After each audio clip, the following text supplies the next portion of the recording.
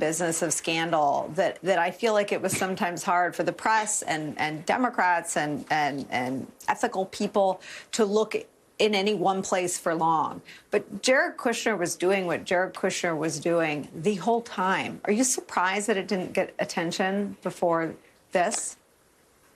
Well, I do think, I think we talked about it a couple of years ago, Nicole, about Kushner specifically in the Saudi investment.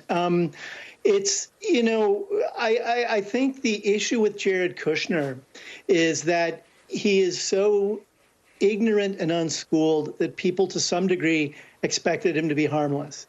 And the reality was he was in a White House that was making policy, particularly foreign policy. And I think he had his own eyes set on what he was going to do when he left the White House. Jared Kushner, like Donald Trump, his professional life and most of his life overall was helped along by his father's wealth.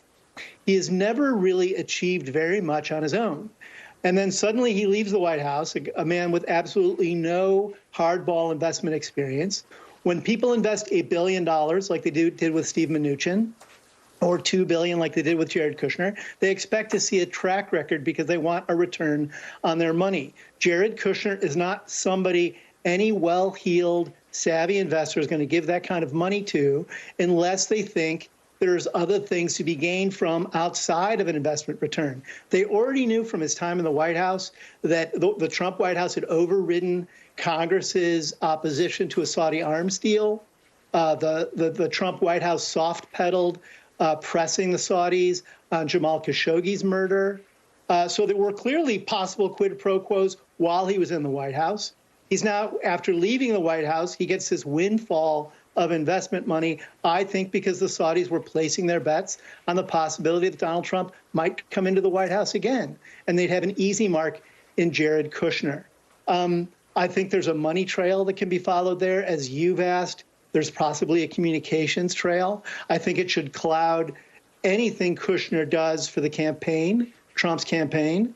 The possibility that Jared Kushner will be in the White House again, this has to weigh heavily on that, because it's a deep national security problem, on top of being an ethical quagmire.